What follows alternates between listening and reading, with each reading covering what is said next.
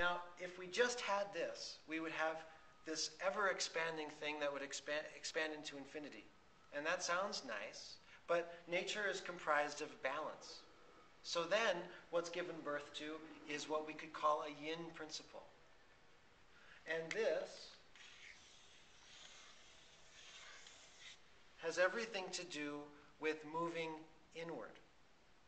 If the yang principle has everything to do with moving to the exterior, of expanding outward, of jumping forth into life, I will live, then this yin principle has everything to do with I can die. I can trust. It may be actual death. It may be a death of an identity that's no longer serving. I will die. I will trust. I will let go. I will let the universe carry me. So if the yang principle's voice is screaming, I create my own reality, the yin principle's voice is saying, I allow the universe to carry me in her tide, in her wave. If the yin force is about falling back into the ocean and floating, gathering resource, gathering potency, this is the power of the feminine principle, the power of falling into sleep. You can't will yourself to sleep. Anybody with insomnia knows this. You can't sit in your bed and say, sleep, I create my own reality, sleep. It's just an impossibility. What you have to do is fall into sleep. It's a falling into a grace. It's a falling into a process of letting go and floating. And from there I gather resource, I gather potency, because it's that inward process. When we go inward to that place of stillness, what happens? We gather, gather, gather. And then from there we are propelled out with this yang force. Now, without that yin force, all that outward energy is often rootless. It's baseless. It's I want this, I want that, I'm going to do this, I'm going to create my own reality, I want money, I want blah, blah, blah, blah, blah.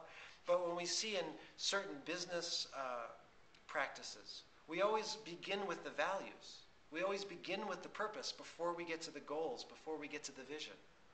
We start with this, what is the innermost true depth? And then everything else is based upon that. So, let's take a look here at the process of these three things interacting. So there's a period of time when the yin, the yang, and the neutral loving force are completely separated. Now remember, this central force here is pure awareness.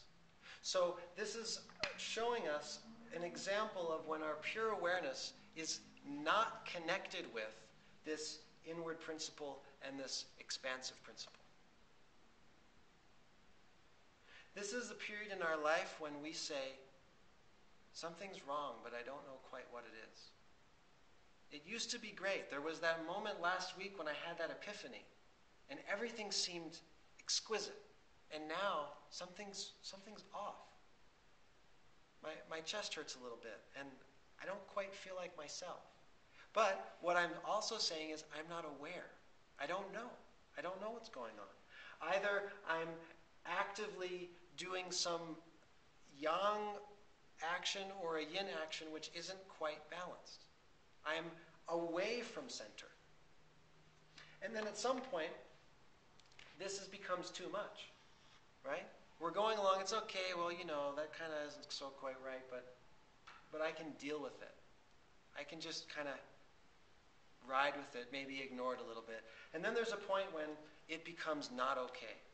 We've gone too far away from this central balance point, this central place of awareness. And so what do? We say, ugh. We ask for help. We go to a workshop. We buy a book. We try something in order for us to go towards this balance. And then what happens? Natural. This whole model is showing how all energy moves in the cosmos. Without this, things don't move. What happens is eventually we begin to swing back. We can't take it anymore. And then what happens?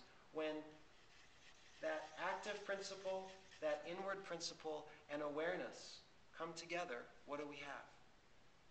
we have a meme. We have a stage of consciousness.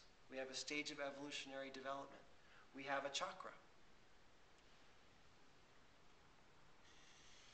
And then what happens? We're hanging out. This is great. I have my whole new worldview. Everything makes perfect sense to me now. This is excellent. And then what happens? We begin to move away. But as we move away, we're slowly moving upward, because even in that process of suffering, there's some aspect of wisdom that's in there that's causing that suffering, that's causing us to actually begin to reject this one place of epiphany. And so we go through this process again and again and again. And so this is how these different stages of development are created. And within the human being, within the human organism, all of these stages of development have a role of creating proper organ function.